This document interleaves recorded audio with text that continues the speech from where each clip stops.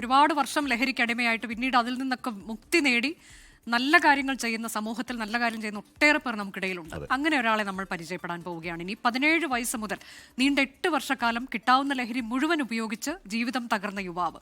അതാണ് കോഴിക്കോട് പുതുപ്പാടി സ്വദേശി വിനു ജോസഫ്. പക്ഷെ വിനു ഇപ്പോൾ ലഹരിയിൽ നിന്ന് മോചനം നേടി നഷ്ടപ്പെട്ട ജീവിതം തിരിച്ചു പിടിച്ചിരിക്കുകയാണ്. മലപ്പുറം തേഞ്ഞിപ്പലത്ത് ആരോരുമില്ലാത്തവരെ ഷെൽട്ടർ ഹോമിൽ പരിപാലിക്കാൻ നേതൃത്വം നൽകുകയാണ് വിനു ജോസഫ്. സമീർ ബിൻ കരീം തയ്യാറാക്കിയ റിപ്പോർട്ട് കാണാം. ലഹരി ഒരു മനുഷ്യനെ എത്രത്തോളം തകർക്കുമെന്നും അതിൽ നിന്നും വിമുക്തി നേടിക്കഴിഞ്ഞാൽ എത്രത്തോളം ജീവിതത്തിൽ സന്തോഷമുണ്ടാകുമെന്നും കോഴിക്കോട് പുതുപ്പാടി സ്വദേശി വിനു നമ്മോട് പറയും. ഇത് രണ്ടിനും അദ്ദേഹം അനുഭവിച്ച ഒരാൾ കൂടിയാണ്. താങ്കളിപ്പോൾ വളരെ സന്തോഷവാനായി ജീവിക്കുന്ന ആളാണ്. താങ്കളുടെ ഒരു പാസ്റ്റ് എങ്ങനെയായിരുന്നു?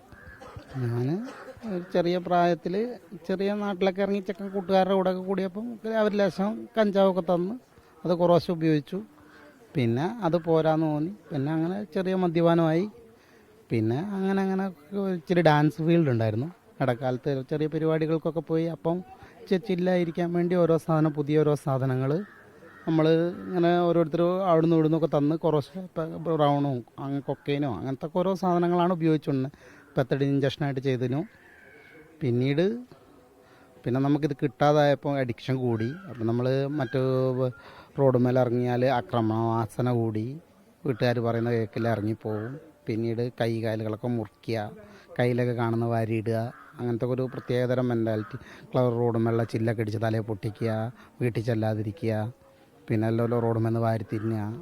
അപ്പം അങ്ങനെ കുറേ വർഷങ്ങളായിട്ട് നമ്മളതിന് ട്രീറ്റ്മെൻറ്റ് ഇങ്ങനെ ഇടയ്ക്ക് തന്നെ ഒരു കൊല്ലം കൂടുമ്പോൾ വയലൻ്റ് ആവും. അപ്പം പിടിച്ചുകൊണ്ട് വീട്ടുകാരെ എവിടെയെങ്കിലും ആക്കും. അവിടെ നിന്ന് പിന്നെ റിക്കവർ ചെയ്യും. പിന്നീട് കുറച്ച് നാൾ പണിക്ക് പോവും. പിന്നെയും നമ്മളെ കയ്യിൽ പൈസ വരുമ്പോൾ വീണ്ടും അതിലേക്ക് തന്നെ ചെല്ലും. പിന്നെ അതിൽ നിന്ന് റിക്കവറാവും. ഇപ്പോൾ ഒരു 4 വർഷത്തോളമായിട്ട് ഇവരുടെ കെയർ ഓപ്പിൽ വന്നതിന് ശേഷം പിന്നെ വേറെ ലഹരികളൊന്നും തൊട്ടിട്ടില്ല. നിങ്ങളുടെ കയ്യിലൊക്കെ ഒരുപാട് പാട് കാണുന്നുണ്ട്. ഇത് ലഹരിയുമായി ബന്ധപ്പെട്ടിട്ടുണ്ടായതാണോ? ഇഞ്ചക്ഷൻ കുത്തിവെച്ചിട്ട് പെത്തഡിൻ അങ്ങനത്തുള്ള സാധനങ്ങൾ കുത്തിവെച്ചിട്ട് അപ്പോൾ ഇത് കിട്ടാതാകുമ്പോൾ അതിൻ്റെ അഡിക്ഷൻ കൂടും. ഇഞ്ചക്ഷൻ നമ്മൾ ചെല്ലുമ്പോൾ വേറെ എവിടെ നിന്നും കിട്ടില്ല.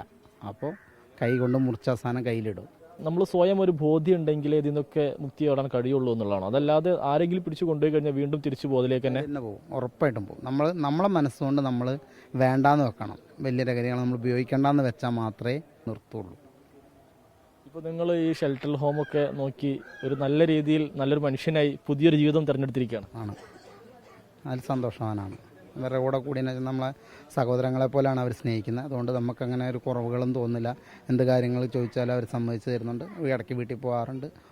ഏതായാലും വിനു വിമുക്തി നേടിയെന്ന് മാത്രമല്ല, അദ്ദേഹം ഇവിടെ ഒരു മിറാക്കിൾ ഷെൽട്ടർ ഹോമിൻ്റെ ഒരു കെയർടേക്കറായി അദ്ദേഹം എല്ലാവരെയും നോക്കിക്കൊണ്ടിരിക്കുകയാണ്. പാവപ്പെട്ട ജനങ്ങളൊക്കെ ഇവിടെ എത്തുന്നു, അവരൊക്കെ നോക്കുന്നു. മാത്രമല്ല കുടുംബത്തോടൊപ്പം സന്തോഷവാനായി ജീവിക്കുകയാണ്. ഒരു ലഹരി ഉണ്ടാക്കിയ വിപത്തും അതിൽ നിന്ന് മോചനം നേടുകയും ചെയ്തൊരു സന്തോഷ ജീവിതമാണ് അദ്ദേഹം ഇപ്പോൾ നയിക്കുന്നത്. ക്യാമറമാൻ മുഹമ്മദ് അർഷകിനൊപ്പം സമീർ ബിൻ കരീം, 24 തിരൂർ. െതിരായ വ്യക്തിപരമായ പോരാട്ടം അത് കുറച്ച് പ്രയാസകരമാണെങ്കിലും അത് സാധ്യമാണ് എന്ന് തെളിയിക്കുന്ന ഒരുപാട് പേരെ നമ്മൾ ഈ ദിവസങ്ങളിൽ കണ്ടു. അത് പ്രേക്ഷകരോട് പറയുന്നുണ്ട്.